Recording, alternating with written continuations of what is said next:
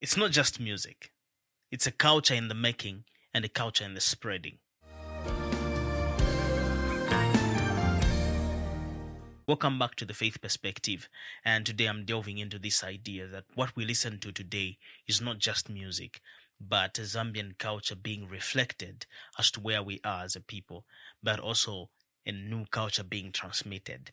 Many of you who grew up in the 90s and in the 2000s would agree with me that it was much easier then to sit down with an older person and listen to Zambian music, probably even dance to the tunes together, and would be happy and all that, simply because it was seldom common. It was not very common to hear a song that had so much profanity in it, so much insults and all these other negative things within them. I mean, there were songs that were comfortable to listen to with even older people around you. But these days, it is very hard to turn on the radio and listen to a song that is spreading good values to the people. It's very hard to listen to a song that has little to no profanity, because the culture has changed, and these changes have been advanced on the wings of music. It is very hard nowadays to sit down. I have a young daughter, but I would tell you the truth that I can't sit down with my daughter today and listen to most of the Zambian music that is being produced these days, because of the kind of language that is being used in those songs, the kind of ideas that are being advanced in those songs. I feel it is very dangerous. Very, very dangerous. And when it comes to the videos, to the music videos that are being produced now, it is even much worse, because, it's very hard to almost very rare to turn on the TV, listen to a popular Zambian song without seeing women half dressed or maybe half naked. Either ways, something which would rarely be seen way back. One would argue that yes, the society changes and it's not static. Yes, I agree that society does change. But if our society is to change, let it change for the better and not for the worst. Let's not throw away the values that define us as a people, but also reflect the idea that we are indeed a Christian nation.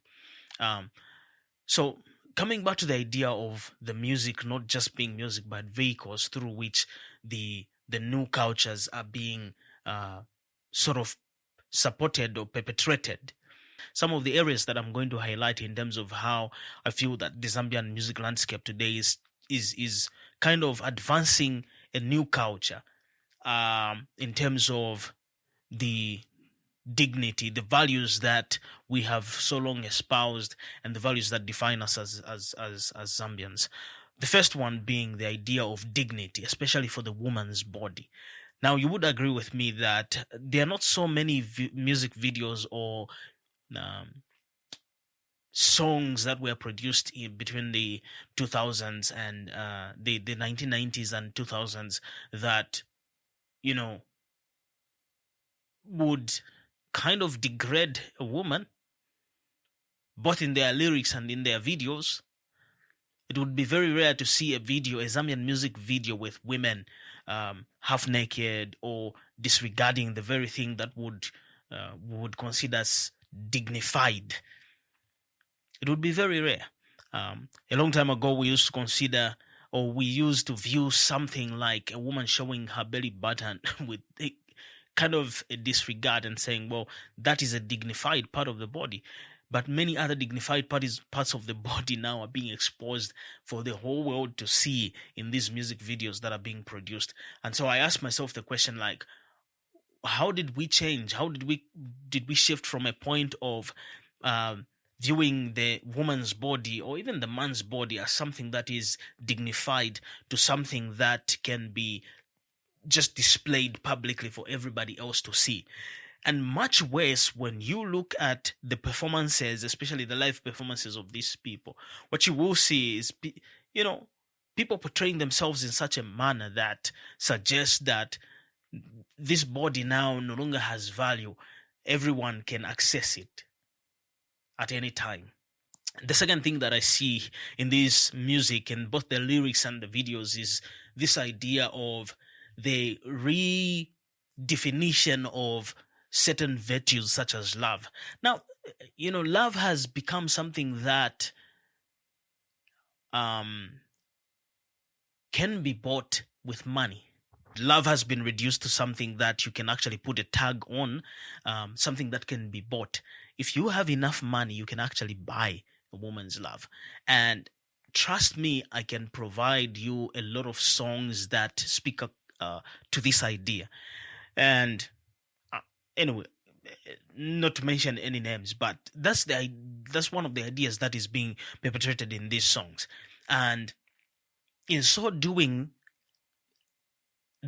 I feel it has resulted in the objectifying of the woman's body, which in essence is not part of the values that we ought to espouse as Zambians, but also much more as Christians. Um, Many other times that I feel like, in terms of my advocacy, groups would speak against such things, but then, to my dismay, I think that even the issue of objectifying women's bodies is being perpetrated by women musicians themselves, where they're the ones who are actually singing about, uh, you know, their body parts. They are the ones who are actually singing about, you know, how much money a man should have in order to have access to their body parts. So to me, that's like, well, what sort of culture then are we perpetrating? Relationships in their natural sense are no longer valued as relationships for what they are. When people speak about love, they don't speak about it in terms of a virtue that should be respected, a virtue that should be guided as the supreme virtue, one that should be also expressed within the confines of marriage and all that. When people speak and sing about love, almost always they're singing and speaking about love in the context of relationships that have nothing to do with the commitment that God has set for human beings. You talk about the idea of expressing romantic love for somebody who is not, you're not in a married relationship with, expressing intimacy with somebody who is not a wife or a husband. We have redefined it. We sort of have, we've lightened the depth of what love really is, and this idea can clearly be seen in the music videos and the music lyrics that we listen to today. But this issue of the changing culture that is being advanced by music doesn't only affect women; it also affects men. I would say that my heart usually bleeds when I walk through the compounds. Like, I live in the compound, and when I walk through these roads in the compounds, this is something that I see clearly, where a culture of violence and the expression of brute strength is being perpetrated amongst young people and amongst even the older guys. And this culture is being perpetrated or being advanced on the wings of song. They're being advanced on the wings of the music that is being composed now. They seem to advance the idea that the only way that one could be relevant in society is where either you have a lot of money, however you earn it is really up to you, whether you defraud people or you steal from someone. But also, not only that, but the only way you become relevant in society, if you are able to stand up for yourself and express that you are really strong. Now, when we're bondo, you're hardcore. You can't easily be taken advantage of. But again, to a larger extent, I feel like people should be able to protect themselves and all that kind of stuff. People should be able to earn a decent living, and if they find value in that, well and good. But then think of a society that whose idea of value and respect rests solely on the expression of brute strength and the imposition of fear upon other people. that would be a very dangerous situation. And I feel like the society that we are going to have in the next 5-10 years will be a society that, you know, it will be a society where people will kind of be living in fear. In fear. It will be a dangerous society if that kind of ideology continues being perpetrated, especially in the music that we listen to. Very common.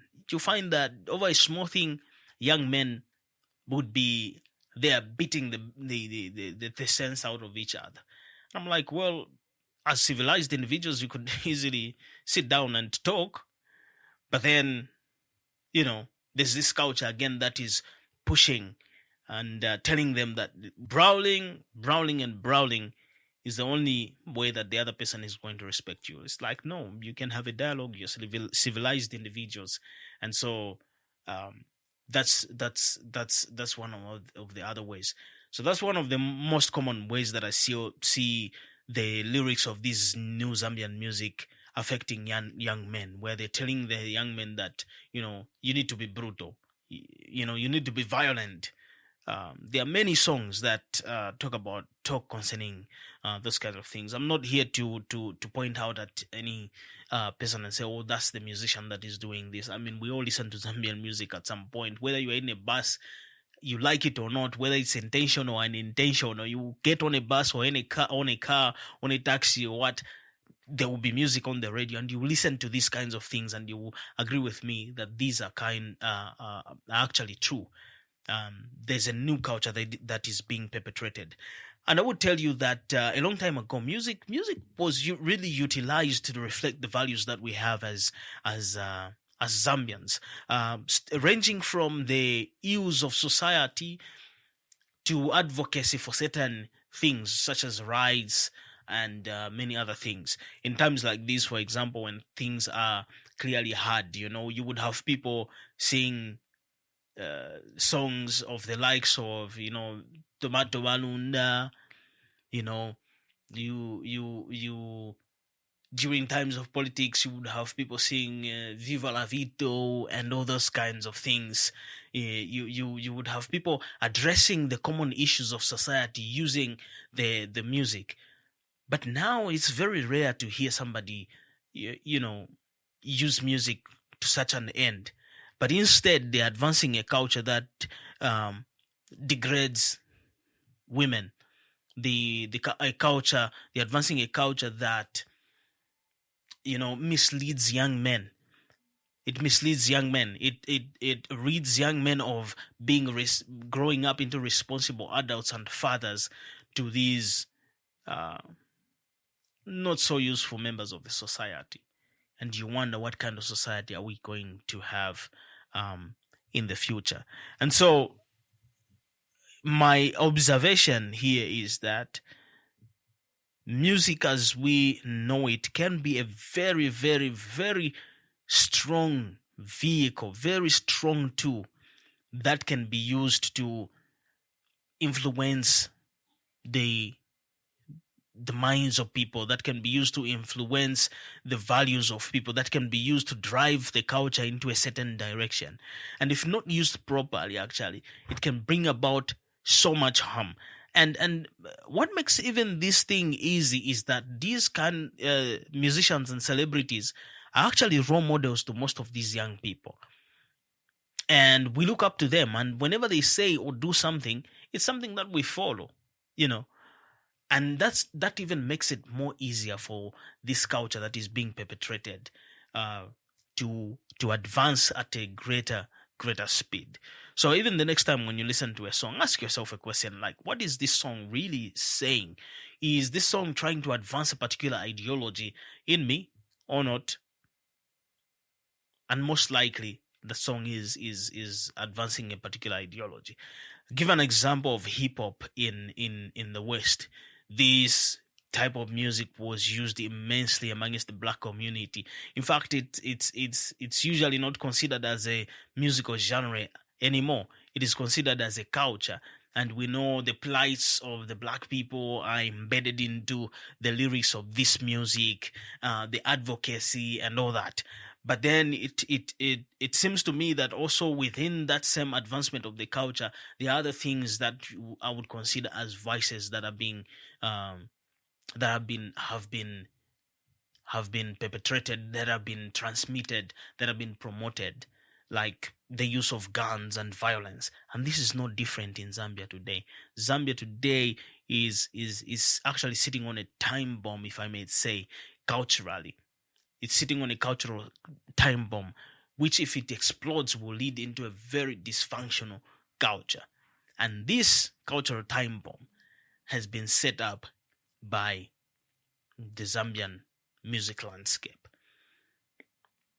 If you are a musician and you're listening to this page, I'm begging you, write songs that will positively impact people.